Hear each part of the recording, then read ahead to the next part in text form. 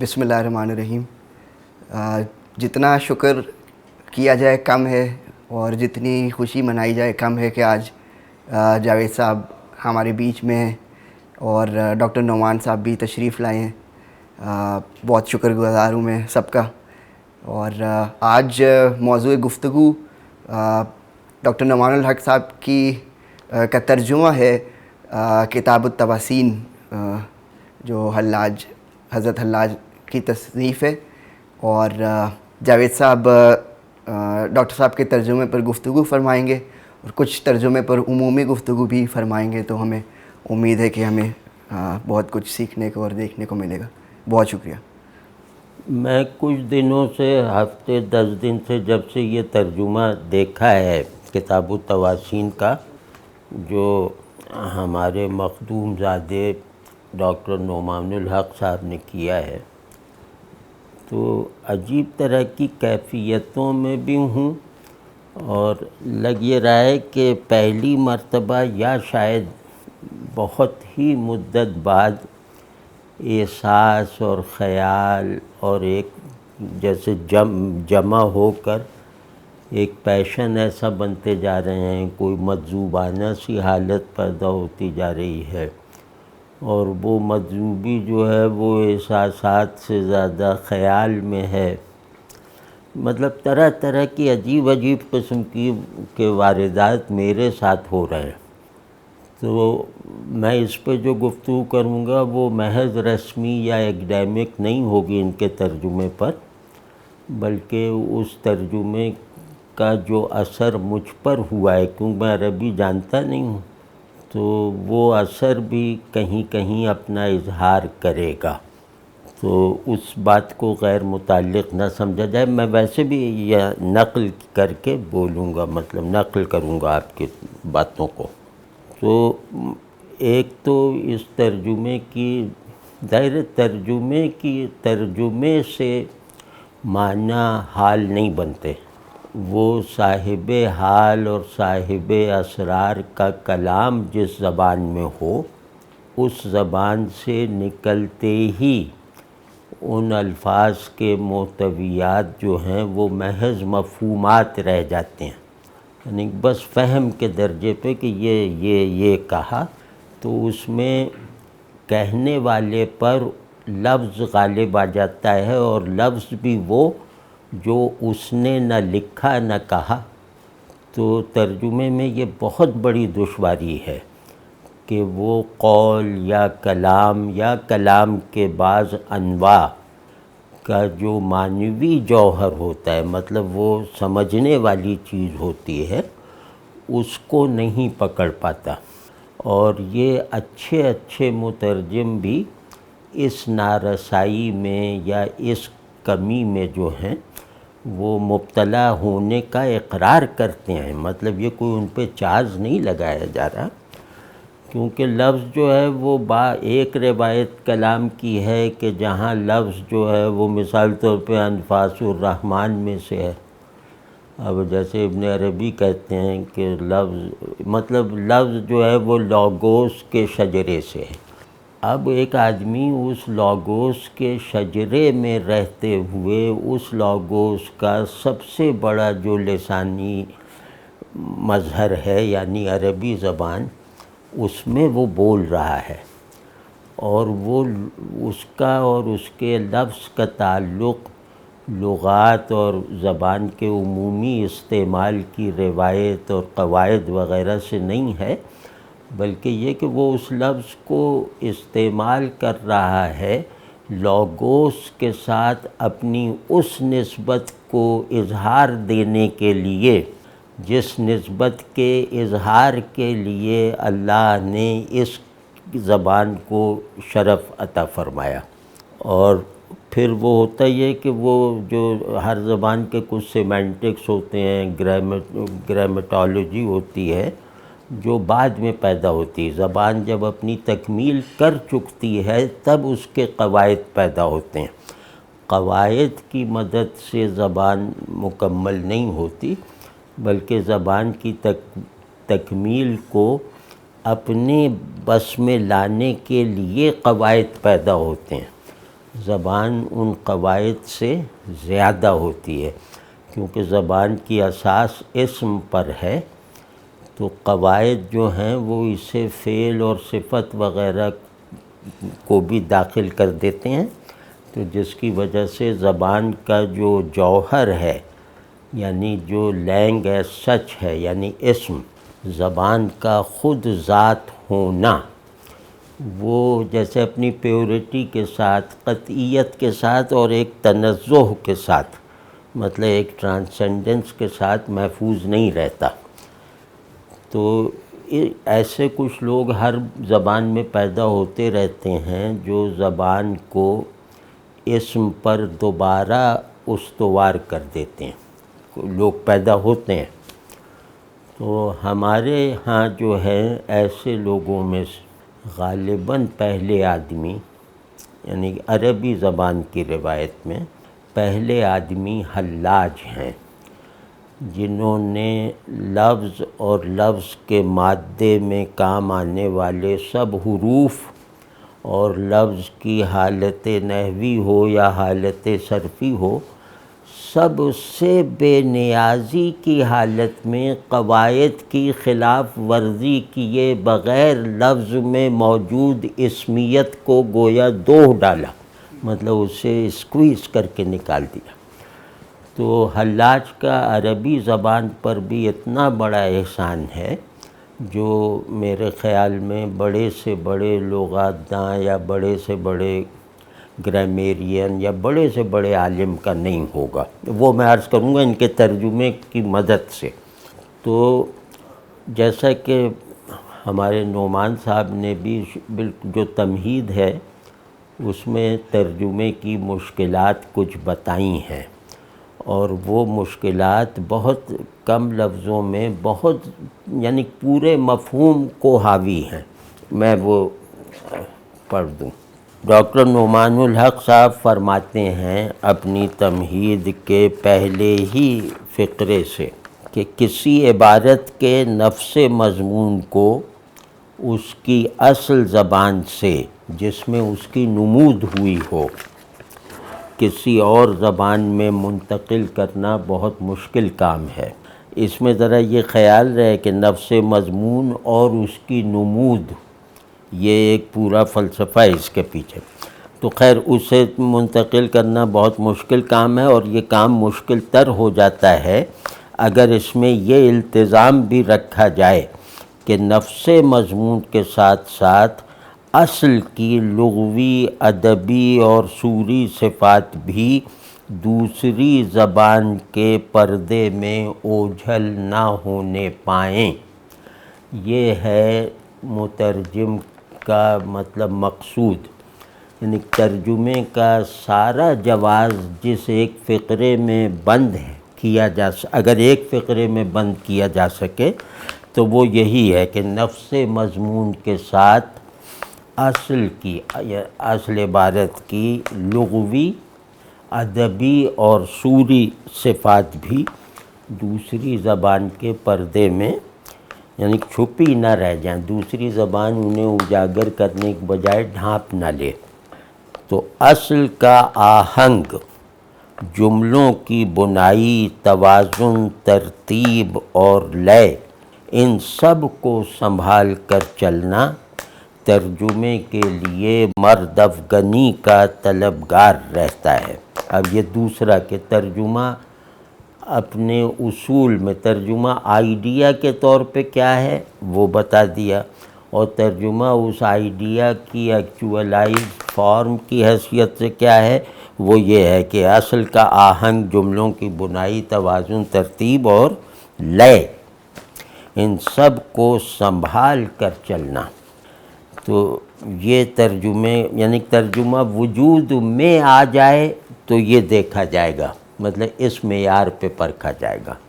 ترجمہ وجود میں آنے سے پہلے صرف قصد کے طور پر ہے تو وہ پچھلا جملہ دیکھا جائے گا۔ اب یہی مطلب بڑی بات ہے کہ پورے ترجمے کو اندر باہر سے، الف سے یہ تک جو ہے وہ دو فقروں میں بیان کر دینا، ترجمے کی ماہیت کو بھی، ترجمے کی غایت کو بھی۔ ماہیت اور غایت تو آپ تو سمجھتے ہی ہوں گے یار، اس میں کیا ہے. تو وہ ماہیت قبلیت رکھتی ہے، غایت بعدیت رکھتی ہے. تو اب اس میں جو ہے مرد افغان، یہ اب کیونکہ انہوں نے بہت ادبی نثر لکھی ہے، اس کی طرف ہم بعد میں آئیں گے. تو یہ مرد افغانی جو ہے یہ غالب کا شعر ہے نا، کون ہوتا ہے حریف میں مرد افغن عشق، ہے مقرر لب ساقی پہ صلا میرے بعد. تو یہ جو مقرر ہے یہی تو ترجمہ ہے. انہوں نے جو مرد افغانی کو استعارہ بنایا ہے تو وہ یہ کہ یہ جو مقرر پہ ہاں کہنا، یہ وہ مرد افغانی، وہ مئے ترجمہ مرد افغن ہے. تو اب اس میں جنرل بات انہوں نے کر دی، اب اس میں تخصیص کر رہے ہیں، کیونکہ یہ ایک کلام ہے ایک خاص روایت میں، ایک خاص جہت سے، کہ صوفیانہ ادب کے ساتھ ترجمے کی نبرد آزمائی کے عمل میں، صوفیانہ ادب، اب کتاب التواسین طرف آ گئے، کہ عمل میں یہ سارا بوجھ اور بھاری ہو جاتا ہے، کیونکہ بالعموم لکھنے والا صوفی، یہ بات غور سے سننے کی ہے، صوفی اپنی بات کے آگے ابہام کے باریک باریک پردے جان بوجھ کر ڈالتا چلا جاتا ہے. یہ فقرہ اس طرح بھی کہا جا سکتا تھا کہ وہ ابہام کا پردہ ڈالے رکھتا ہے اپنی بات پر، اپنے کلام پہ. لیکن اس بات میں اور اس فقرے میں جو بظاہر زیادہ وہ ہے فوراً سمجھ میں آ جانے والا، اس میں بہت فرق ہے.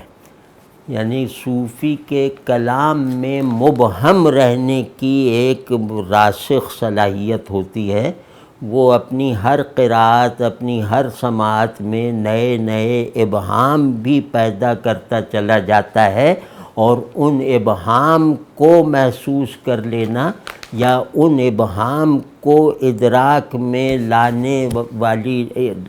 لانے کے سلسلے میں تجربے میں آنے والی نارسائی کو مفہوم بنانے کی صلاحیت پیدا کر لینا، یہ قاری کو نصیب کلام کرتا ہے.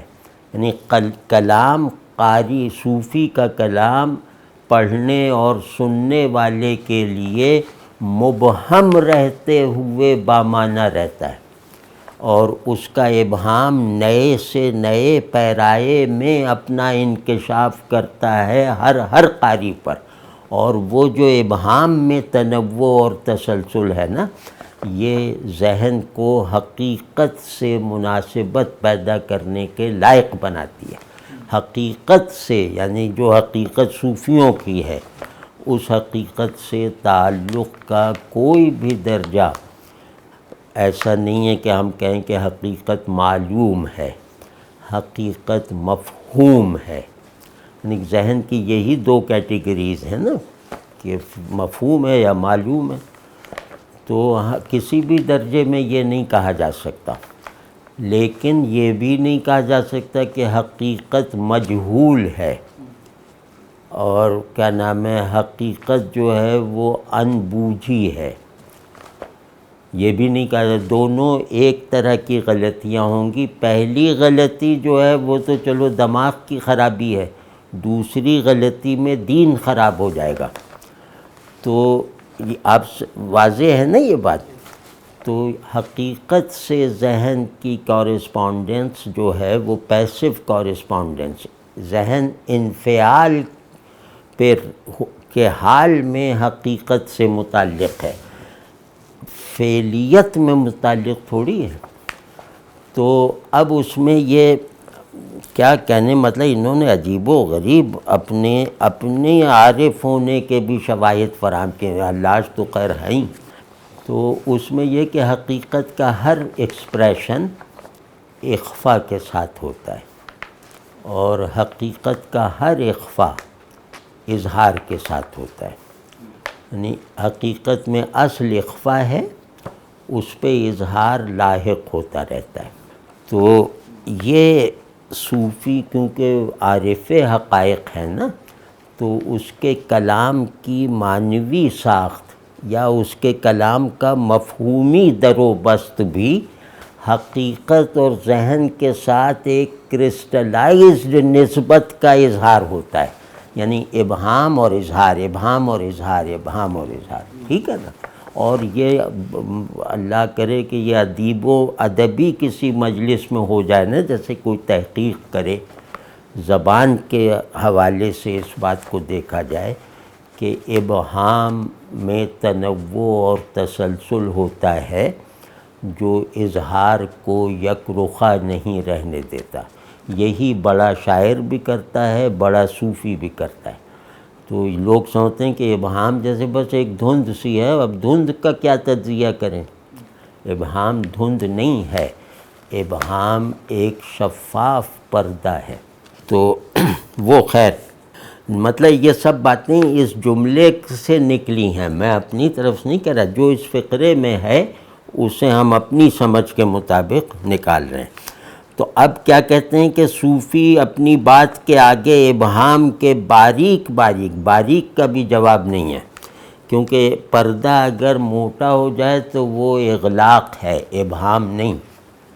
تو ابہام میں باریکی ضروری ہے، اور ابہام صنعت ہے، تو باریک پردہ گویا تخلیق ہے متکلم کی۔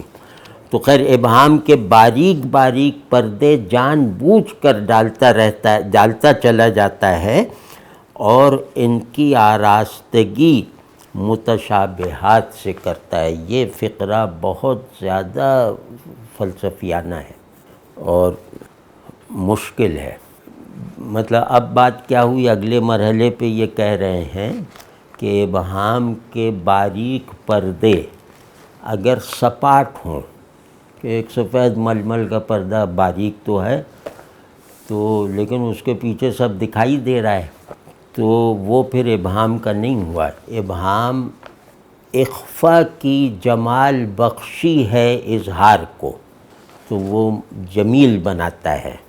تو یہ نہیں تو اس پردے پہ جو وہ منبت کاری اور نقش جو وہ ہے، وہ اسے خوب رنگین کرنا، اس پہ خوب وہ کیا کہتے ہیں ایمبرائڈری وغیرہ کرنا، یعنی اس پردے کو خوبصورت بھی بنانا، اور اس کی جو ایک بالکل بچکانہ اور بے حیا قسم کی شفافیت ہے اس کو بھی ڈھانپنا۔ تو وہ کام بھی صوفی کرتا رہتا ہے، یعنی ابہام میں تنوع اسی سے پیدا ہوتا ہے کہ وہ پردے کو ہر مرتبہ دیکھیں گے تو اس پہ دوسرے ڈیزائن بنے ہوئے ہیں۔ تو اب یہ جو آراستگی وہ کرتا ہے، پردے کو پردہ بناتا ہے، پردے کے پیچھے ہونے والی چیز، رہنے والی چیز کو بامعنی اور زیادہ وقیع بناتا ہے، اندیکھے کو دیکھے سے زیادہ جو ہے وہ اٹریکٹیو بناتا ہے اور میننگ فل بناتا ہے۔ تو یہ سب کام بس صوفی کی اس پردے پر نقاشی سے ہوتا ہے، اور وہ نقاشی اس کا ہر لفظ ایک منہ قلم اور دوسرا لفظ ایک رنگوں کا ڈبہ ہے۔ دو لفظ اس کے ملتے ہیں، ایک منہ قلم کی طرح پردے ادراک پہ ابہام کا پردہ تان کے اس پہ نقاشی کرتا ہے، دوسرا اس نقش میں رنگ بھرتا ہے۔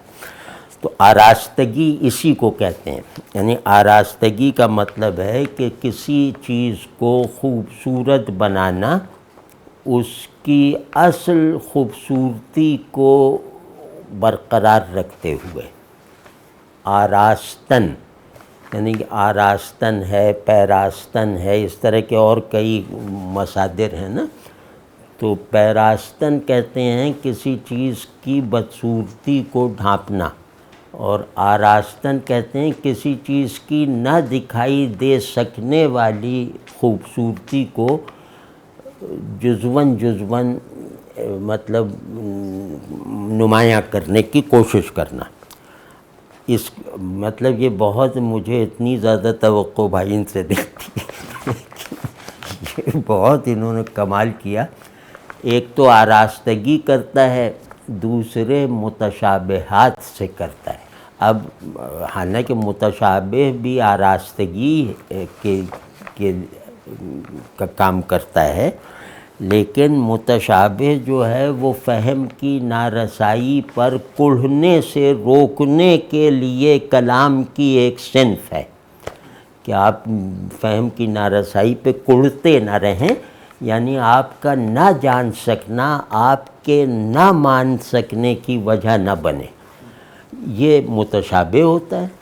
اور متشابہ جو ہے وہ ایک جیسے تزیین کو بھی کہتے ہیں کہ معنی محض کو مزین کرتے چلے جانا تاکہ وہ کسی بھی حص میں، ہمارے ادراک کی کسی بھی قسم میں اپنی پریزنس پیدا کر لے، اپنی معنویت پیدا کر لے۔ اب یہ صوفیانہ کلام کا ایک مکمل ڈیفینیشن ہے۔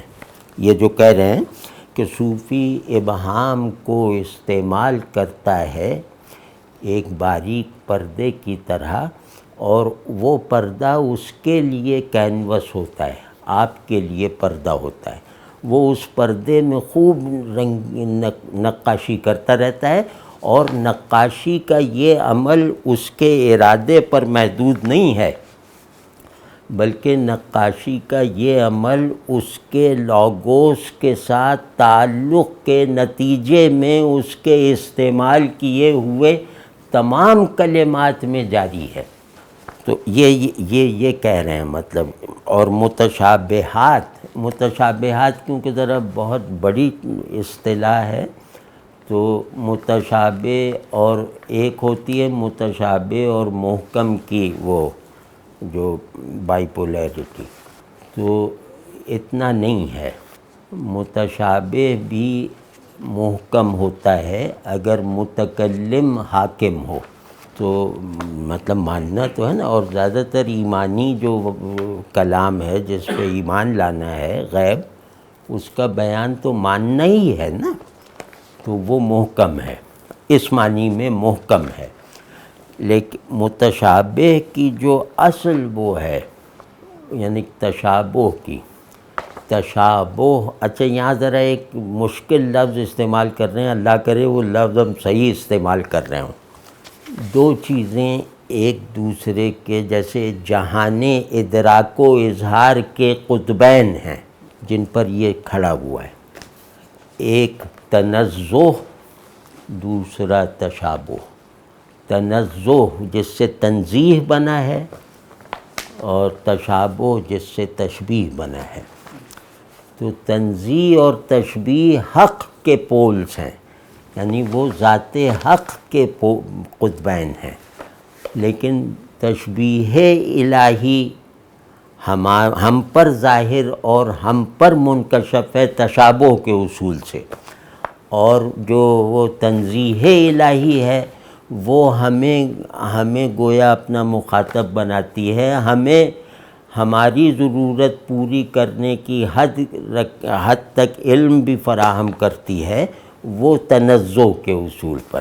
ہمارے ذہن اور حقیقت کے ساتھ تعلق کی یہ دو کیٹیگریز ہیں کہ ہم تنزہ بھی رکھتے ہیں اپنے فہم حقیقت میں، اور اپنے ادراک حقیقت میں ایک امپیریکل رو دوڑائے رکھنے کے لیے اسے تشابہ میں بھی رکھتے ہیں۔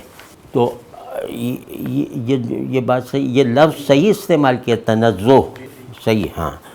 تو وہ جو ہے تو ہاں، تو یہ کہ صوفی کا کلام، اللہ انہیں خوش رکھے اور مزید کاموں کی بھی توفیق دے، صوفی کا کلام غیب و شہود کے معنی سے اور دیکھنے اور نہ دیکھ سکنے کے تعامل سے، انٹریکشن سے وجود میں آتا ہے اپنے معنی سمیت۔ اس پورے عمل کی، جس کو بیان کرنے میں بہت دیر بھی لگ سکتی ہے، اس پورے عمل کو کتنے ایجاز کے ساتھ انہوں نے بیان کر دیا کہ ابہام کی تزیین بھی کرتا رہتا ہے وہ تشابہ کے اصول پر، یعنی تنزہ کو غائب رکھتے ہوئے حاضر کیے رکھتا ہے۔ یہ بات سمجھنے والی ہے کہ غیاب کو مجروح کیے بغیر حضوری کے دائرے میں رکھتا ہے. تو اب یہ انہوں نے کہہ دیا اور یہ بہت ہی کمال کی بات کہی ہے. اللہ ان کو خوش رکھے، ان کی توفیقات میں اضافہ کرے. اور پھر یہ جیسے ایک عام قاری بھی ان کی اس بات کو سمجھ نہ سکے لیکن مانوس ہو جائے، تو اس کے لیے کہتے ہیں کہ صوفی کی بات ہمیشہ دل کو لگتی ہے مگر اکثر سمجھ میں نہیں آتی. تو عام آدمی تو یہیں تک رہے گا نا کہ بھئی ہمارے دل میں تو ہے لیکن دماغ میں کچھ پتہ وہ نہیں ہے. تو کہہ رہے ہیں کہ یہ وجہ اس کی یہ ہے، کیونکہ تم اس کی یہ وجہ نہیں جانتے لہٰذا تم ایک حیرانی میں رہتے ہو. تو یہ صحیح حال ہے، مطلب تم قاری ہونے کا حق ادا کر رہے ہو اگر وہ دماغ متحیر ہے اور قلب مسرور ہے. تو وہ سمجھ میں نہیں آتی، یعنی عقل کی گرفت سے پھسل کر ادھر ادھر نکل جاتی ہے. اب دیکھیں سبب بتا رہے ہیں، اور یہ سبب بھی عام قاری کو بتا رہے ہیں. عام قاری سے مراد یہ نہیں کہ مجھ ایسا کوئی شد بد رکھنے والا، عام قاری سے مراد ہے کہ ایک ایوریج ریڈر کو بتا رہے ہیں کہ سبب اس کا یہ ہے کہ صوفیہ ہر بوالہوس کو حسن پرستی کا موقع نہیں دینا چاہتے. پردہ اسی لیے ہے کہ حسن کو ڈھانپا جائے، وہ غیر یعنی جو کوالیفائی نہیں کرتا اس کی نگاہ سے. تو ہر بوالہوس کو حسن پرستی کا موقع نہیں دیتا وہ، یعنی صوفی. یعنی ساری بات دھڑ سے کہہ دی کہ اللہ میاں ملے، انہوں نے ہاتھ ملایا، انہوں نے یہ والا ہار پہنا ہوا تھا، ان کے تخت کا یہ نقشہ اور ڈیزائن ہے. تو سبھی کی ظاہر ہے یہ سب فرض کر لیں گے، سب کہیں گے کہ ہم نے بھی دیکھا ہے. تو نہیں، وہ ان کا کلام اللہ کو نہ دیکھ سکنے کا ایک مؤثر ذریعہ ہے. اور کیا ان کی گلی میں جانے کے لیے، صوفیوں کی گلی میں جانے کے لیے بہت لگن، وفا شعاری، پائیداری اور پہاڑوں کی طرح استقامت چاہیے. وہ شوقیہ زائرین کو روکنے کے لیے اپنی دہلیز پر سد راہ بن کر کھڑے رہتے. ابھی ہم نے اس مسودے کا پہلا صفحہ اور اس پہلے صفحے کے پہلے 2 پیرے دیکھیں. اب انہی میں اتنی باتیں نکل آئیں جو تکلف کے بغیر نکلی ہیں. اگر اس پہ 2-3 مرتبہ غور کر کے بات کی جائے یا مطلب اس کو اندر سے جھانکنے کی مزید کوشش کی جائے تو بہت ساری قیمتی باتیں انہی لفظوں سے نکلیں گی جو ان کے قلم سے نکلیں. تو اب فرماتے ہیں کہ حلاج کی جو کتاب ہے، کتاب التواسین جس کا یہ ترجمہ کر رہے ہیں، اس کی عبارت مطلب کمال ہے، کیونکہ آپ کلام کو سمجھنے کے لیے 2 چیزیں ضروری ہیں کہ آپ پہ کلیئر ہوں. ایک یہ کہ متکلم کون ہے، اور دوسرا ہے کلام کا اسلوب کیا ہے. ہر کلام کی ہر مراد اس کے اسلوب سے مشروط ہے. یہ بات جو ادب وغیرہ سب میں ہے. تو اب وہ فرما رہے ہیں کہ اسلوب بتا رہے ہیں. پھر اس کی عبارت تو معمول سے کہیں زیادہ پیچدار ہے. یعنی پیچداری کی بھی ایک ادبی روایت ہے نا، اس سے بھی کہیں زیادہ پیچدار ہے. پیچدار ہم دیکھیں گے کہ کیسے ہے. تو اور اس کا کینوس یعنی کتاب التواسین کا کینوس کہکشاں کی طرح وسیع. تو وسعت بھی اس کی جیسے تحدید میں نہیں ہے، تحدید کے اصول پہ نہیں ہے اس کتاب کی وسعت. اور اس کلام کا جو اندرونی پن ہے، یعنی اس کی جو معنوی اندرونی ساخت ہے، وہ بھی لامتناہی حد کو چھوتی ہوئی پیچداری کا تسلسل رکھتی ہے کہ نہیں؟ یا وہ اب کوئی تو ہاں ہوں کرتے ہیں کہ مجھے نہ ہو کہ ہم ایسی بول. ہاں ٹھیک ہے نا. تو پیچ اندرونی ہوتا ہے، پیچ معنی میں ہوتا ہے. اور کینوس یعنی لفظ اپنے اظہار میں وہ باہر ہوتا ہے. تو لفظ کا اندر اور باہر، کلام کا اندر اور باہر تحدید کے اصول پہ نہیں ہے. کہیں اب مزید واضح کر رہے ہیں، کلینکل تجزیہ کر رہے ہیں، کہیں نئے الفاظ وضع کیے جا رہے ہیں، کہیں محاوروں میں نئے دریچے کھولے جا رہے ہیں، کہیں نرا فلسفہ ہے، کہیں تخیلات. یہ بھی شاعرانہ باتیں بہت ہیں اس میں. کہیں تخیلات ستاروں کے جھرمٹ کی طرح آ رہے ہیں اور جا رہے ہیں. اب اسی میں آدمی مگن ہو جاتا ہے کہ ستاروں کا ایک تو جھرمٹ بناؤ، پھر وہ آ رہے ہیں، یہ تصور کرو، پھر آنے کے بعد جا بھی رہے ہیں. اب پتہ نہیں وہ جہاں سے آئے تھے وہیں جا رہے ہیں یا کسی نئی سمت میں جا رہے ہیں. یہ سب چیزیں آپ کو جیسے آپ کے ذوق میں ترقی کا سبب بنیں گی. مطلب یہ چیزیں مفہومات نہیں ہیں، یہ چیزیں ذوق کی مربی ہوتی ہیں. اس طرح کا کلام تو اور کہیں غزل کی طرح. تو اب یہ یہاں تک تو یہ بتا دیا کہ میں کون سا کلام ترجمہ کرنے جا رہا ہوں، اس کلام کا ایک ضروری تعارف کروا دیا. اب یہ کہہ رہے ہیں کہ اس کلام کے ترجمے میں کیا کیا کٹھنائیاں اور دشواریاں ہو سکتی ہیں، جن کا پیشگی اندازہ یقین کے ساتھ لگایا جا سکتا ہے.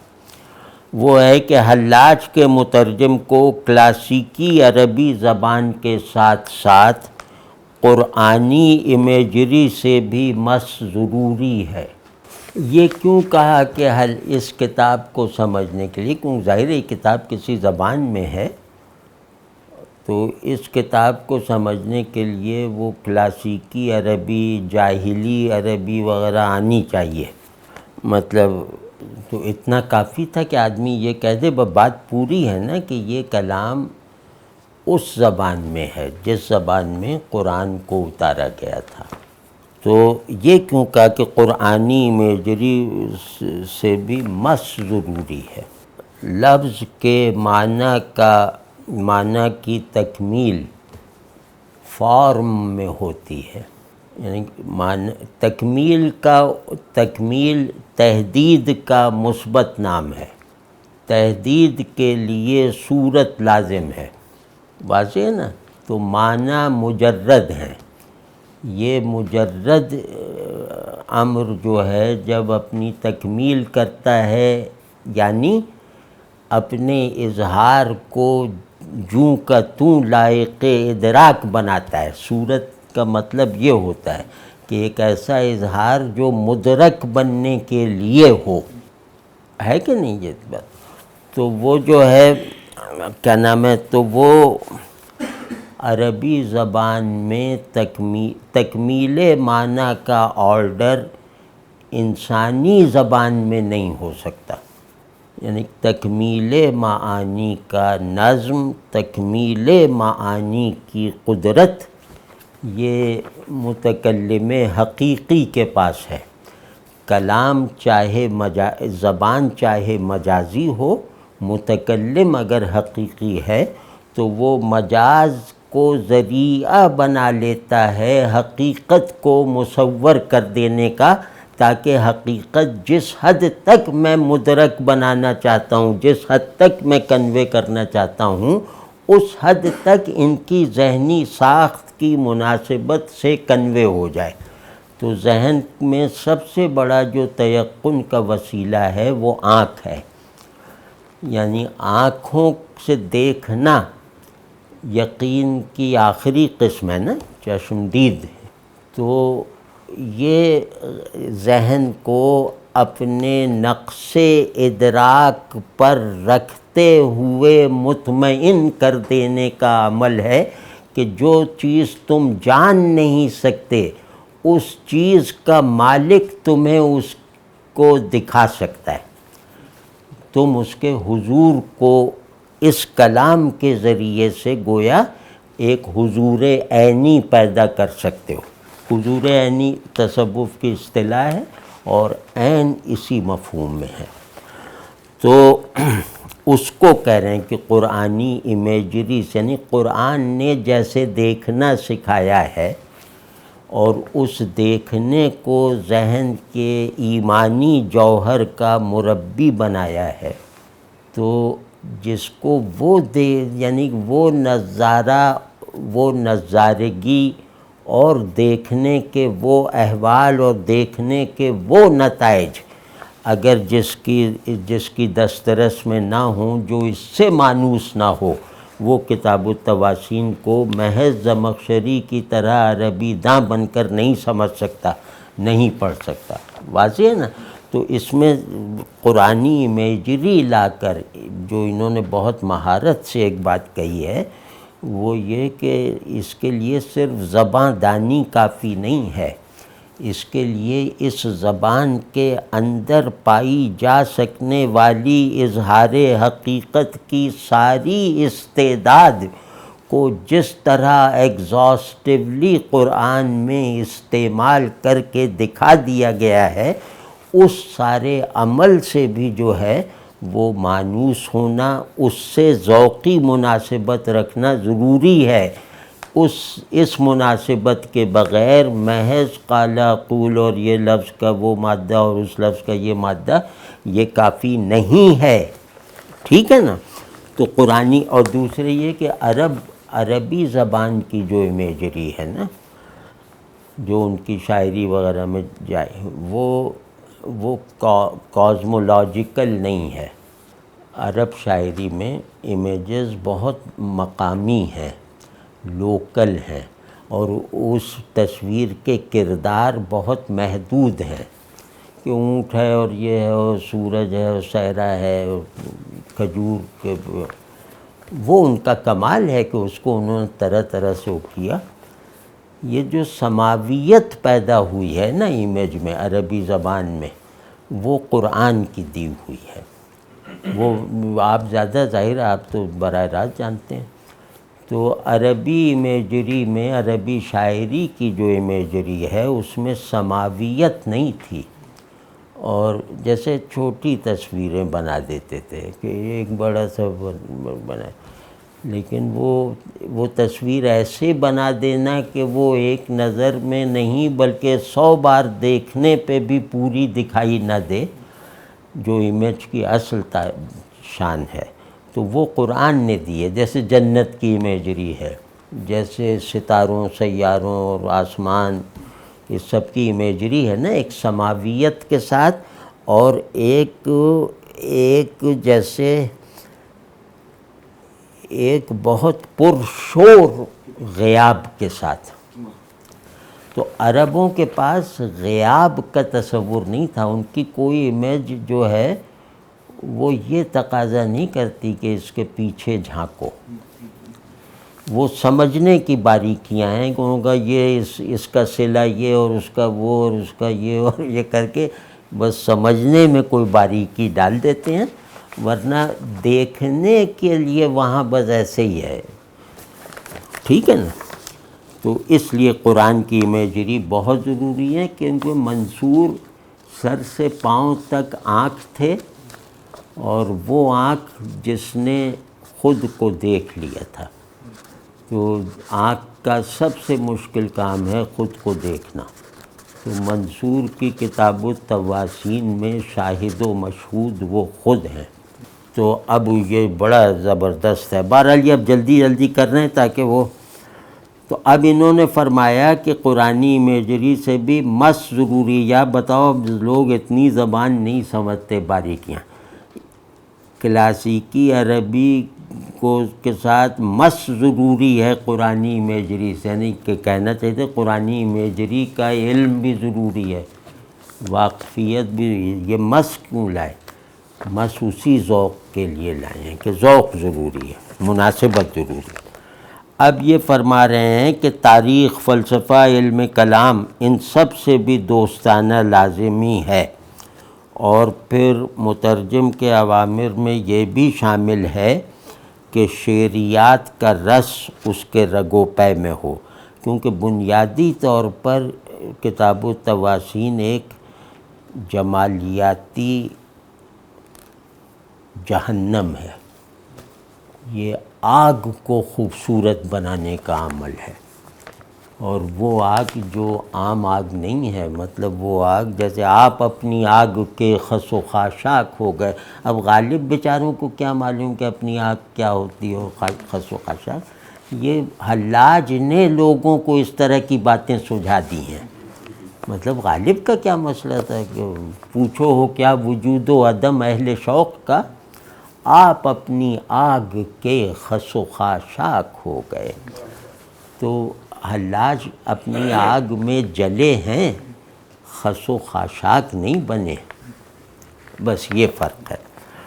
تو اب وہ کہہ رہے ہیں کہ یہ ہو گیا کہ شعریات بھی جانتا ہوں، اور میں ترجمے کو روایتی ارباب طریقت کے مدرسانہ انداز سے بچا کر میں نے خالص ادبی رنگ میں متشکل کرنے کی یوں صحیح کی ہے کہ میرا دم پھول گیا ہے۔ مطلب بہت ہی محنت لگی ہے اس میں موجود ادبیت کو اردو میں منتقل کرنے کے لیے۔ بس افسوس یہ ہے کہ اردو داں حلقوں سے چند گنے چنے افراد کے سوا عربی جاننے والے اٹھ گئے، سو میری کاوش پر حکم لگانے والے اور داد و بیداد دینے والے ہیں کہاں۔ یہ واقعی یہ بہت ٹریجک ہے، اور ہے بھی ایسا۔ اب کون اس کو دیکھے، ہم تو نہیں، ہمیں تو عربی نہیں آتی۔ ابھی ہم نے یہ عرض کر دیا کہ انہوں نے کتاب کا ضروری تعارف، اس کی انفرادیت، اس کی حیثیت بتا دی، جس پر کوئی جوہری اضافہ نہیں ہو سکتا، جس کو مفصل تو کیا جا سکتا ہے لیکن مجملاً انہوں نے پوری بات کر دی۔ اسی طرح یہ بتا دیا کہ فن ترجمہ کیا ہوتا ہے، فن کی بجائے یہ کہ مترجم پر کتنی بڑی ذمہ داری ہوتی ہے، اور اس ذمہ داری کی اصل اس بات میں ہے کہ وہ کلام کو اس کے متکلم کے ساتھ دوسری زبان میں لے آئے، مثال طور پہ ایسے۔ اور پھر یہ کہ اپنے اس پر میں نے اس کا جو ترجمہ کیا ہے، تو اس ترجمے میں میں نے اس بات کی رعایت رکھی ہے کہ ایسا نہ ہو کہ لفظ اور اس کا مفہوم، لفظ اور اس کی لغت، وہ لغوی مفہوم، اس طرح جو اس میں بہت چھوٹا حصہ ہے اس کلام کا، یعنی اس کے مفہومات کلام کا بہت چھوٹا حصہ ہیں، تو میں مفہومات کو بھی ان کے ظرف سے، ان کے ظرف اصلی سے نکال کر، یعنی دودھ کو جو ہے وہ جگ سے نکال کر لوٹے میں بھر دوں تو اس سے کیا ہوگا، ٹھیک ہے نا۔ تو انہوں نے بہت واضح، اور پھر یہ بتایا کہ میں نے اس کو ادبی رنگ سے کیا ہے۔ حلاج اپنے اظہار میں بڑے شاعر ہیں، ان کا اظہار جو ہے نا، ان کا کلام، اسلوب، یہ بڑے شاعروں جیسا ہے، ایسے بڑے شاعر جو اصحاب الہام ہوا کرتے تھے، اس طرح کا ہے ان کا لہجہ۔ تو وہ سب بڑی مشکلات تھیں، وہ انہوں نے اٹھائیں، اور اس کے بعد جو ہے اب یار وہ یہ پڑھنے لگے تو اسی میں چلتے رہیں گے۔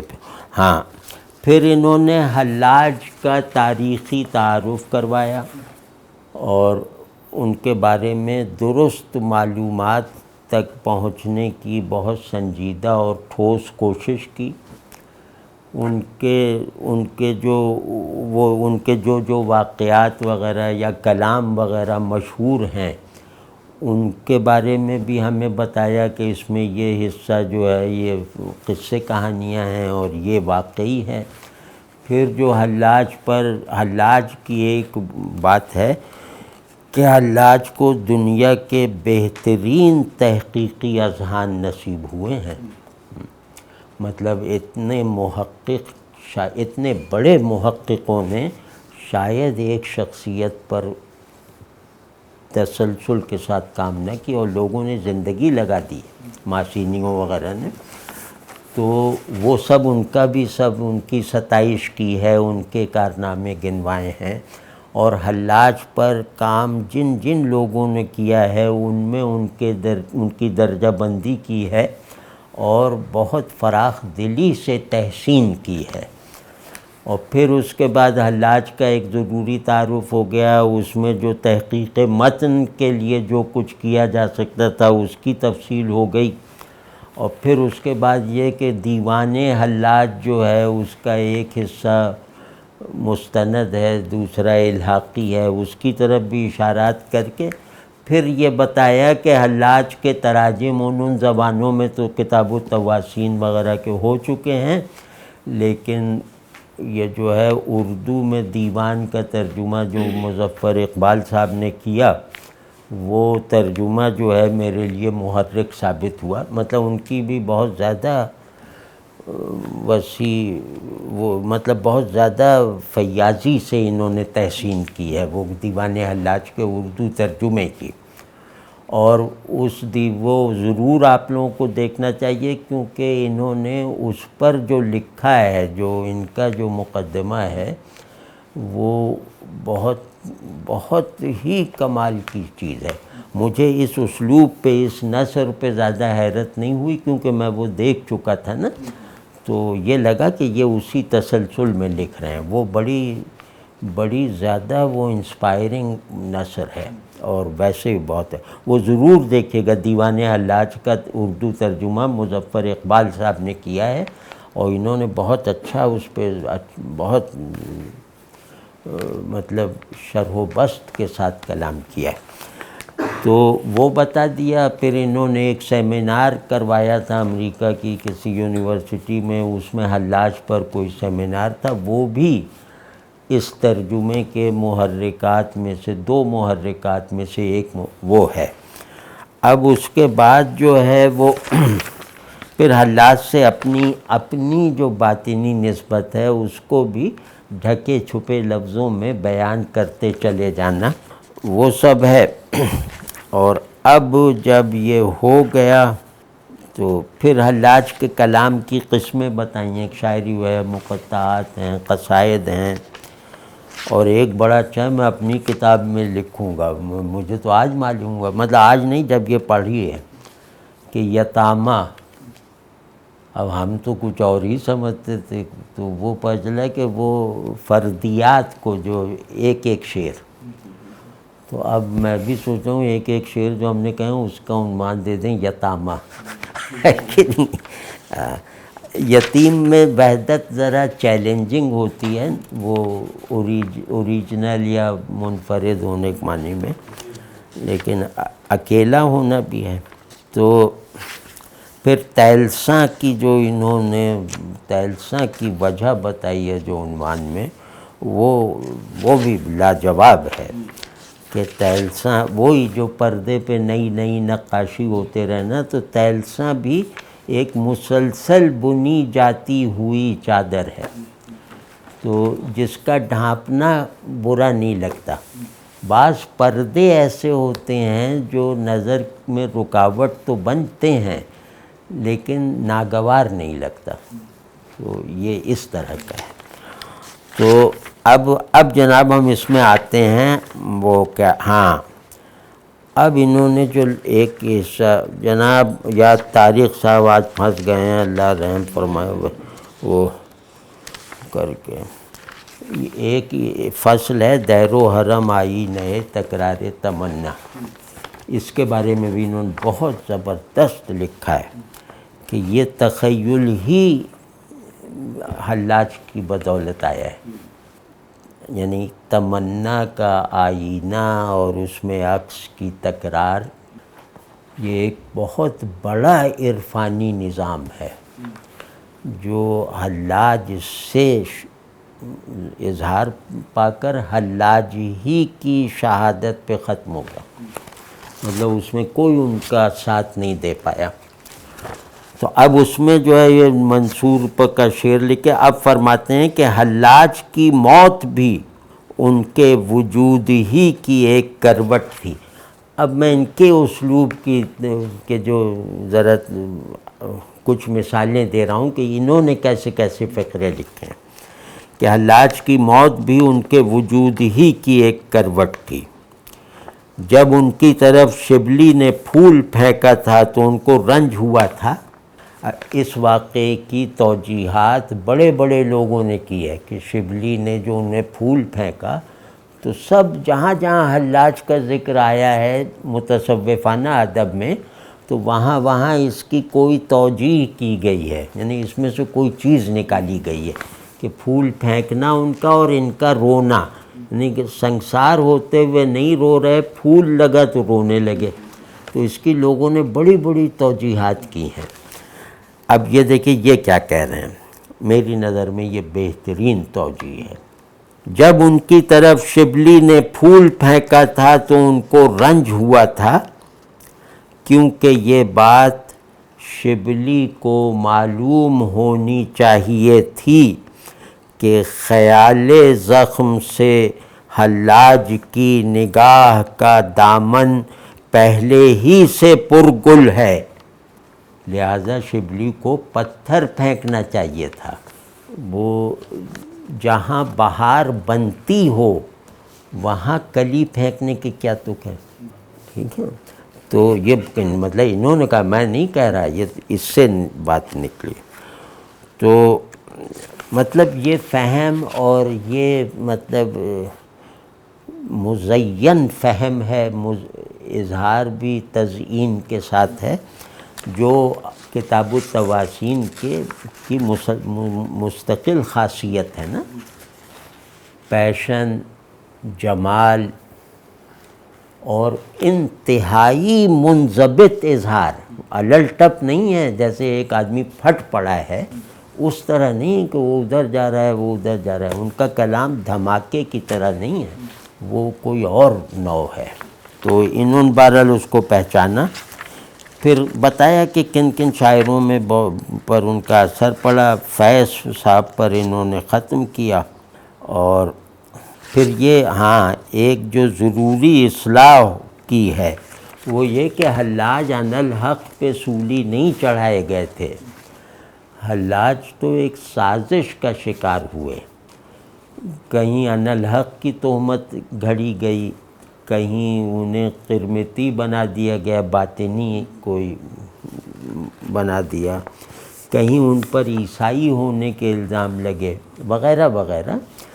تو ان کو جو قتل کیا گیا ہے وہ ایک سازش سے قتل کیا گیا ہے، یہ اس زمانے میں اس پورے نظام کے لیے خطرہ بن گئے تھے، یعنی سسٹم بننے کے جتنے بھی مظاہر تھے، مذہبی، غیر مذہبی، سیاسی، غیر سیاسی، سماجی، ذہنی، عقلی، وہ سب حلاج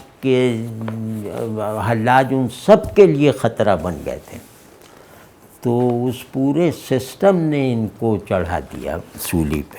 تو یہ بہت اچھا ہے، وہ بہرحال تفصیل ہے۔ اور ایک عجیب بات مجھے ان سے معلوم ہوئی اس کتاب سے کہ حنبلی علماء بھی بعض تھے جو حلاج کے حامی تھے، تو اگر انالحق وغیرہ والا کیس ہوتا تو حنبلی جو اس وقت تو کلاسیکی حنابلہ تھے تو وہ کبھی ساتھ نہ دیتے۔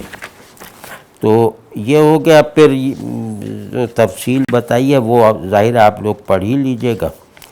تو اب ہم ان کو مطلب مجبوراً پھر یہ ایک بہت ضروری وضاحت کی ہے کہ حلاج کے بارے میں جو فتاوی نگاری کا شوق پورا کیا گیا ہے وہ کتنا سنگ دلی سے ہے، کتنی کند ذہنی سے ہے، اور کیسی تماش بینی سے ہے، جو فتوے جو ان پہ صادر کیے گئے، اس پہ انہوں نے ایک بات سے ان سب کو ڈھا دیا کہ کتاب التواسین کی پہلی تحسین ہی گویا نعت ہے، وہ حقائق محمدیہ علیہ صاحب صلاۃ و تسلیم، تو اور وہ ایسے ہیں کہ عالم ظاہر بھی بھونچکا رہ جائے اور مطلب باطن والا بھی حیران رہ جائے۔ تو کہنا ایسے الفاظ کہنے والا، رسول اللہ صلی اللہ علیہ وسلم کی یہ شان بیان کرنے والا جو ہے وہ زندیق ہو سکتا ہے؟ تو خیر وہ تو ایویڈینشیل وہ جو گواہی.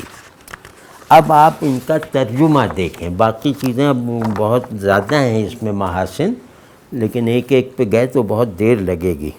پہلا جو تحسین ہے نا، تحسین السراج، تو اس کا انہوں نے دیکھیں سراج کا ترجمہ انہوں نے کیا روشن چراغ، اور ظاہر ہے بالکل درست. تو روشن چراغ کی تحسین، تو حلاج کی اکثر چیزیں جیسے روایت کے اسلوب میں بیان ہوتی ہیں، مطلب وہ مصنف کا کہا ہوا نہیں لگتا، وہ راوی کا بیان بن کے ایسا ہوتا ہے نا.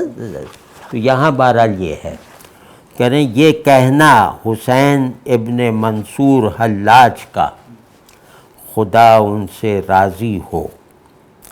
یہ ذرا سنیے گا، واقعی ایک مطلب اب کہہ کیا رہے ہیں حسین بن منصور؟ ایک چراغ نور غیب سے ابھرا. اب اس میں ظاہر ہے کہ انہوں نے جو کہا ہوگا وہ تو کمال ہے، لیکن ہم یہ کہہ رہے ہیں کہ ان کے مصرعے کی برکت سے اور ڈاکٹر نعمان الحق صاحب کے ذوق عرفانی کی وجہ سے اردو کو ایک نیا فریز مل گیا ہے. آپ نے کبھی سنا ہے اس طرح کہ چراغ نور غیب سے ابھرا؟ یہ اردو محاورہ، اردو روزمرہ ہے ہی نہیں. انہوں نے کہا نا وہ محاوروں کو بھی بدلتے رہتے ہیں، تو اس کی شہادت ان کے ترجمے سے بھی مل رہی. وہ عربی محاورے بدلتے تھے، انہوں نے اردو محاورہ بدل کے نہیں بلکہ اردو محاورے کی پستی ظاہر کر دی ہے، اس کا ناکافی ہونا ثابت کر دیا. اب مطلب عجیب ہے، ایک چراغ نور غیب سے ابھرا، یعنی جو نور غیب ہے چراغ اس کو چراغ سے ظاہر نہیں ہے، وہ چراغ اتنا اہم ہے کہ نور غیب اس کا وسیلہ ظہور ہے. روشنی یا نور کہتے ہیں عام، جیسے عام علوم میں، کہ جو خود ظاہر ہو اور جس پر پڑے اسے ظاہر کریں. نور یا روشنی کی یہی تعریف ہے کہ وہ چیزوں کو ظاہر کرتی ہے. تو یہ جو نور غیب ہے، یعنی نور غیب مطلب الہی نور، یہ الہی نور اپنے اندر رکھے ہوئے ایک جوہر کو اظہار دے رہا ہے. یہ اپنے علاوہ اپنے باہر کسی پر پڑھ کر اسے ظہور نہیں دے رہا. اس وقت یہ نور غیب اپنے وفور ظہور کے ساتھ جو ظاہر ہوا ہے، اس وفور ظہور کا سبب یہ ہے کہ اس میں ایک چراغ رکھا ہوا ہے. وہ چراغ خود اپنی ذات سے نور بن کر نزول کرے گا، یہ اس میں محذوف ہے. تو اب یہ بہت عجیب سی تصویر ہے نا، نور بجائے اس کے کہ چراغ سے نور پھیل رہا ہے، یعنی چراغ کو دیکھا اور نور پھیل رہا ہے. اب یہ کہ نور پہنچا رہا ہے چراغ تک، یہ نور آیا ہے پہنچانے اپنے چراغ تک. وہ چراغ اس نور سے بنا ہوا ہے. کمال ہے، سبحان اللہ. لیکن خیر ان کے اسلوب پہ وہ تو شرح ہو جائے گی ان کی. تو ایک چراغ نور غیب سے ابھرا اور اپنی گردش پر لوٹ گیا. یہ بھی آپ نے دیکھا کہ اردو پن برقرار ہے، اردو قاعدہ توڑ دیا ہے. یا اس بات پہ تو دیکھیں ان کو تو بہت کمال کر دیا ہے کہ زبان میں غیریت نہیں داخل کی، اردو پن برقرار ہے، لیکن اردو کے جو اسٹرکچرز ہیں بعض انہیں توڑ دیا ہے. تو وہ کیا ہے کہ اپنی گردش پر لوٹ گیا. اب اپنی گردش پر لوٹ گیا کا کیا مطلب ہے؟ یعنی آپ خالص اردو قواعد سے غور کریں تو اس کا کیا مطلب نکلے گا. تو کمال ہے. یہ وہ چراغ ایک حکمراں چاند جو ماہ تابوں کے جھرمٹ میں رخشندہ تابندہ رونما ہے. یہ لفظوں کی کوئی قطار نہیں بنائی ہے، اب اصل میں تو میں سمجھ ہی نہیں سکتا اصل میں کیا ہے، لیکن اصل میں اگر یہ ہے تو اصل بہت بڑا کلام ہے. ہاں حسن صاحب بعد میں پڑھ دیں گے. ہاں ہاں نہیں، میں تو اس طرح نہیں شبے کی بات نہیں کر رہا، میں کہہ رہا ہوں اگر اصل میں یہ ہے تو اصل بڑا کلام ہے، وہ بڑا کلام ہے.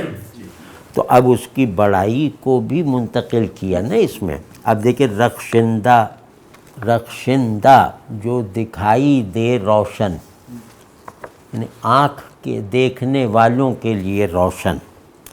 تابندہ اندر سے روشن، تابندگی کو آنکھ درکار نہیں ہے، رخشندگی آنکھ کا موضوع ہے. پھر رونما، اپنی ان دونوں شانوں کو جمع کر کے اپنی ذات کا اضافہ کر کے ان سے ٹرانسینڈنس کی نسبت پیدا کر کے خود کو ظاہر کیا ہوا. اب کمال ہے نا. تو ایک دمکتا ہوا ستارہ، برج جس کا رازوں کے فلک میں ہے. یہ رازوں کے جو ہے اسرار ہیں یا حقائق ہیں؟ ہاں سبحان اللہ سبحان اللہ. اور میں مطلب ٹکڑے ٹکڑے کر کے پڑھ رہا ہوں.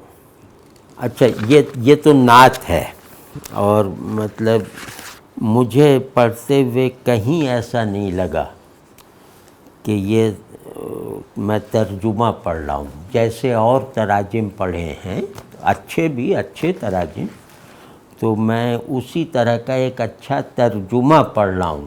اللہ جانتا ہے مجھے نہیں محسوس ہوا، مجھے محسوس ہوا کہ میں کوئی تخلیق پڑھ رہا ہوں، جو جیسے متکلم اسی زبان میں بولا ہے، یا یوں کہہ لیں کہ حلاج اس زبان میں بولتا تو یہ زبان یہ ہوتی.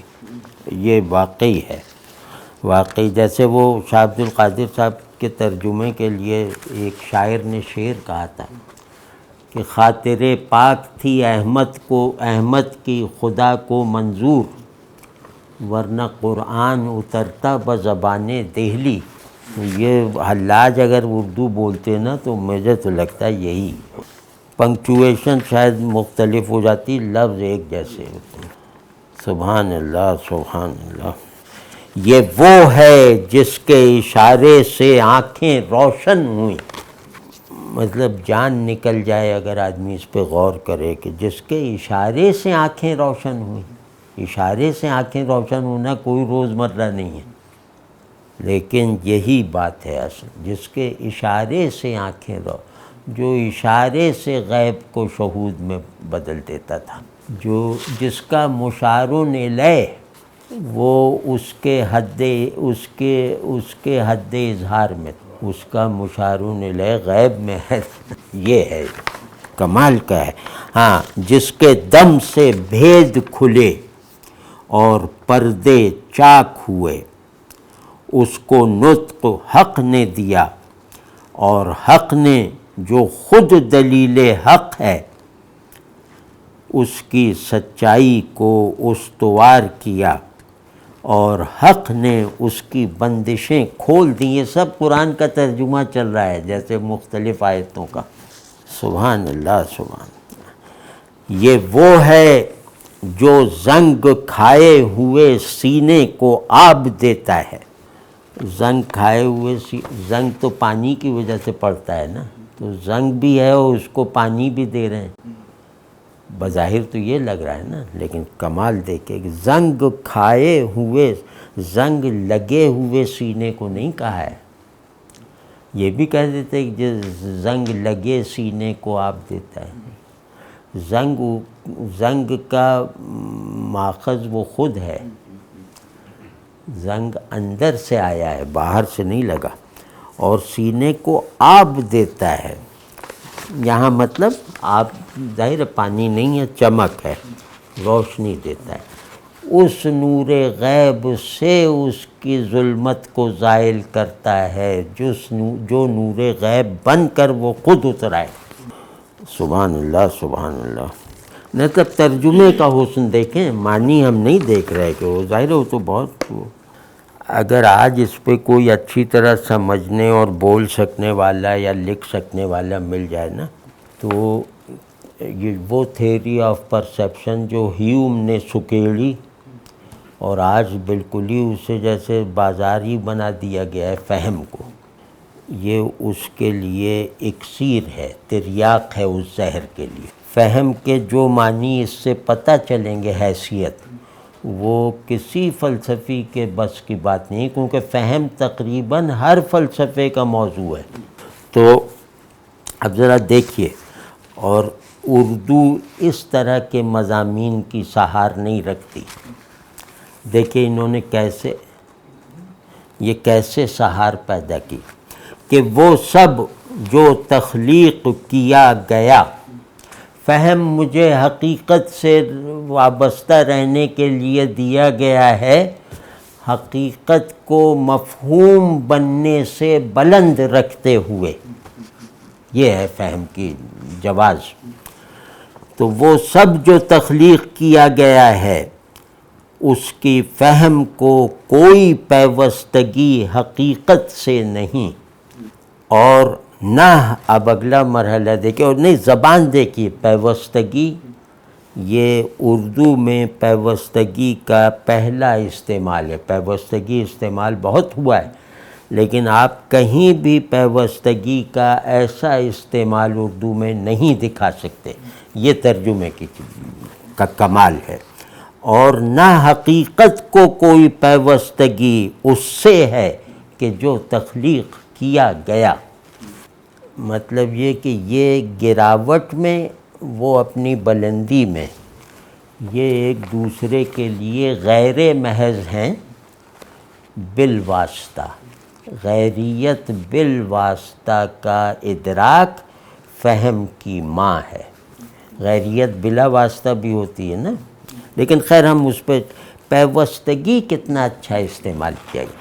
پیوستگی میں فاصلہ نہیں ہے، دوئی ہے۔ حق، اب دیکھیے، مطلب سب اردو پہ احسانات ہیں۔ حق حقیقت سے پرے ہے، اور حقیقت حق کے آگے فرو مایا ہے۔ فرو مایا کتنا اچھا استعمال ہوا ہے، مطلب ہمارے ذہن سے ٹرانسینڈنس حقیقت کو ہے، ٹھیک ہے نا؟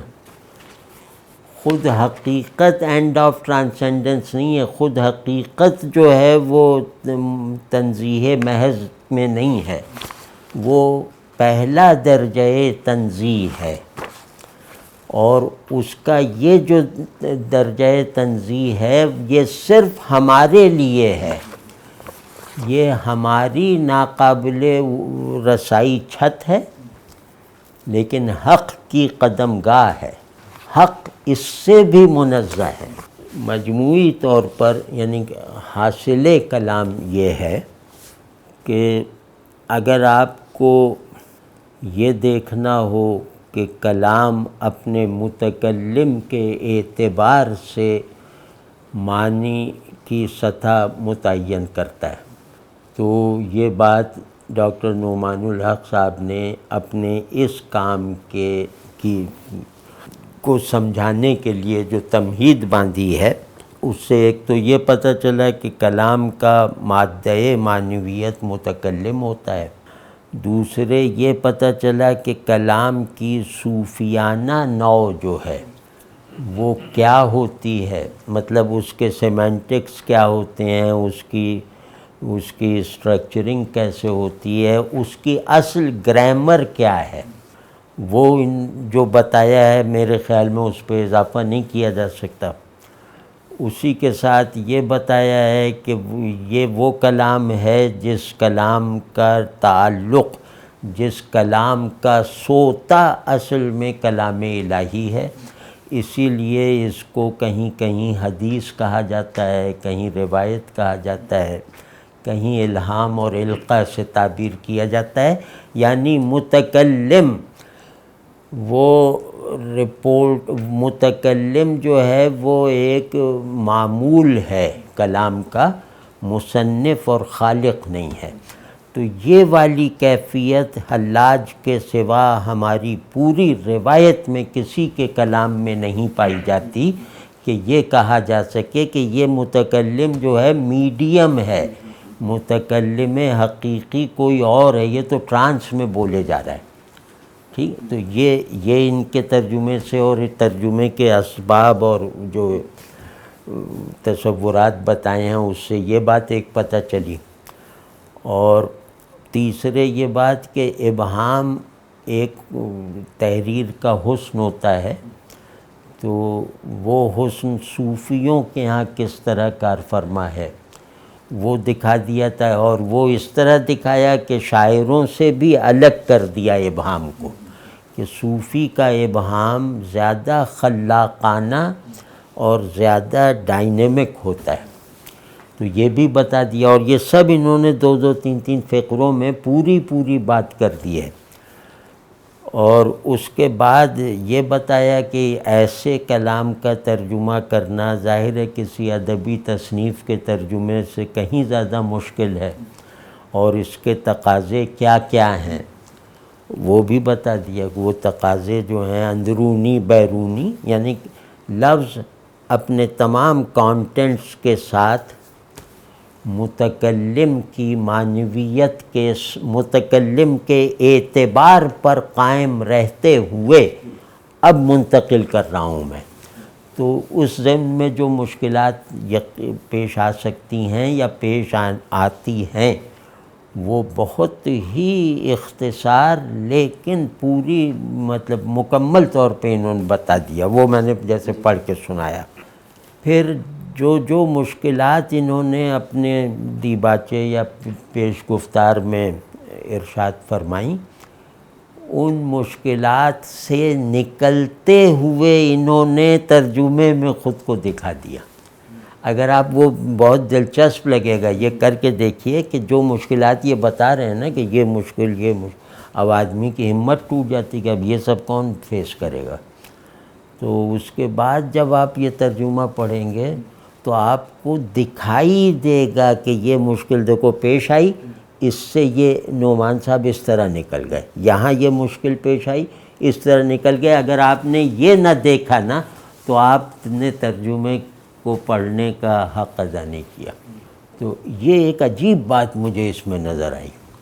اور دوسری جو خوبیاں ہیں وہ ظاہر ہے وہ عرفانی ہیں، وہ مجذوبانہ ہیں، وہ کچھ اور ہیں، وہ تو کتاب کی ہیں جو کتاب التواسین. تو میں اللہ نے چاہا تو میں کوشش کروں گا، کیونکہ آج میں یہ چاہ رہا تھا کسی طرح اپنی بھڑاس نکال دوں ورنہ وہ ہوتا ہے. تو اب دیکھیے وہ کہ ایسا کروں گا کہ کتاب التواسین پہ بات کرتے ہوئے، یعنی موضوع کتاب التواسین ہو، اور پھر ہم کہیں گے بھائی ہمیں عربی آتی نہیں تھی لیکن کتاب التواسین پر بات کرنے کے لیے جو اعتماد درکار تھا وہ عربی جانے بغیر اس کتاب نے ہمیں دے دیا، واقعی دے دی. تو اور میں اس بات کا قائل نہیں ہوں کہ زبان جو آپ کو نہیں آتی اس میں کوئی اس طرح کا کام ہو تو اس پر آپ کوئی رائے دیں، کیونکہ اس میں ذوق زیادہ ہوتا ہے. پھر اور بھی بہت مطلب اب یہ جیسے ہاں ایک بات میں وہ اس وقت خیال نہیں رہا، یہ ذرا سا دیکھیے گا. وہ ہاں ایک فقرہ اتنا خوبصورت ہے وہ، لیکن وہ الگ سے ہے. وہ ہے کہ اقبال کا حلاج ماورائی نہیں ہے، تاریخی ہے. یہ اتنا بامعنی فقرہ ہے کہ اس پہ بہت بات کی جا سکتی ہے. اور ایک طرف انہوں نے اقبال شناسی میں بہت بڑی مدد فراہم کی ہے کہ اقبال پر ان کی یعنی کہ ان کے جو تخلیقی میچورٹی کا زمانہ ہے، رائپنیس جو تخلیقی ہے، اس میں جتنا اثر حلاج کا ہے اتنا کسی کا بھی نہیں ہے، کسی کا بھی نہیں ہے. تو وہ ان کے مرد عمل وغیرہ نے اس پہ کچھ روک لگا دی تو وہ اثر پوری طرح وہ نہیں رہا. لیکن یہ کہ اقبال کے تمام جذبات حضوری، اقبال کا تمام نظام شوق حلاج کے علاوہ کی ایک چنگاری ہے. اب آپ سمجھ لیں حلاج کون تھا، ایک چنگاری بس. تو وہ ارے یار وہ جہاں لغوی اور وہ سب آیا ہے نا، ابھی دکھاتا ہوں، وہ مطلب پتہ تو چلے کہ جس آدمی نے کیا ہے وہ آدمی خود بہت زیادہ جاننے والا ہے۔ یہ ہے کہ مضمون کے ساتھ ساتھ اصل کی لغوی، ادبی اور صوری صفات، یعنی جو اصل کلام کی۔ اب اس میں انہوں نے ایک لفظ کے خلاقانہ استعمال کی 3 سطحیں بتا دی ہیں، اس کو سرسری نہیں گزر جانا چاہیے کہ کوئی بھائی انہوں نے بتا کے، اس میں غور کرنا چاہیے کہ لغوی سے کیا مراد ہے، ادبی سے کیا مراد ہے اور صوری سے کیا مراد ہے۔ تو میرے خیال میں نعمان صاحب نے یہ پورے کلام کے جو درجات ہیں وہ بتا دیے کہ کلام معنی موجود کے ساتھ ہوتا ہے، معنی مفہوم کے ساتھ ہوتا ہے، معنی مشترک پر ہوتا ہے۔ پھر کلام جو ہے وہ متکلم کی انفرادیت کو جمالیاتی اظہار دیتا ہے، متکلم کے تصور جمال کو گویا انفرادی بنا کر اس جمال کی تاثیر کے مظاہر کو گویا پہلی مرتبہ پیش کرتا ہے۔ یہ ادبی ہو گیا، یعنی جس میں دیکھنے سے زیادہ تخیل کار فرما ہو۔ تو اب اس سے اگلا مرحلہ یہ ہے کہ نہ صرف یہ کہ وہ اس کا کلام جو ہے وہ ادبی یعنی استعاراتی ہو گیا ہے، تشبیہی ہو گیا ہے، تزئینی ہو گیا ہے، اس کے ساتھ ساتھ وہ کلام جو شاعر کے لیے خواب ہو سکتا ہے وہ اس کا دیکھا ہوا منظر بن جاتا ہے، یعنی تخیل اپنی انتہا پر بھی جا کر جو تصویر بنا سکتا ہے، کیونکہ خیال کا کام ہی تصویر بنانا ہے نا، تو تخیل اپنی انتہا پہ بھی جا کے جو تصویر بنا سکتا ہے، یعنی ہم فرض کر لیں تخیل کی انتہا پر بنی ہوئی تصویر وہ صاحب کلام کی دیکھی ہوئی ہے۔ یہ ہے صوری، مطلب اس کتاب التواسین کے سیاق، ورنہ صوری کا مطلب ہے کہ معنی کو مصور کرنا، معنی کو متشابہ بنانا ادبی ہے، معنی کو مصور کر دینا صوری ہے، اور معنی کو بنا بنایا بس رکھ دینا، نقل کرنا، یہ لغوی ہے۔ یہ جناب یہ اب یہ سب جو چیزیں ہیں نا، یہ تو میں ابھی بتا نہیں پایا نا پورا، یہ سب چیزیں جا بجا بکھری ہوئی ہیں، اور ان بکھری ہوئی چیزوں کو ذرا سا آدمی سمیٹ لے، مربوط کر لے، تو اس کتاب کو پڑھنے کے کچھ ایسے فوائد بھی آدمی کو حاصل ہو جائیں گے جن کا عام طور پر جیسے تصور نہیں کیا جا سکتا، جو غیر متعلق بھی ہوں گے اور ایک اعلیٰ درجے پہ تعلق بھی رکھتے ہوں گے۔ مطلب لفظ کا بہت اچھا ذوق حاصل ہو جائے گا یہ پڑھ کر، ان کی تحریر پڑھ کے۔ اسی طرح لفظ کی اپنے معنی پر دلالت کی جو بحثیں ہیں، وہ بحثیں بالکل جیسے بیکار کی چیزیں بن کر حل ہو جاتی ہیں، یہ ان کی خوبی۔ اب یہ کتاب التواسین پہ بات نہیں ہو رہی، اب یہ ان کے دیباچے اور ان کے طرز ترجمہ پہ بات ہو رہی ہے۔ تو اب اتنے فائدے حاصل ہو جائیں تو یار اور کیا چاہیے۔ اور پھر حلاج کی آگ کی حرارت دوسری زبان کے فریزر میں بھی برقرار رہ جائے۔ بسم اللہ الرحمن الرحیم۔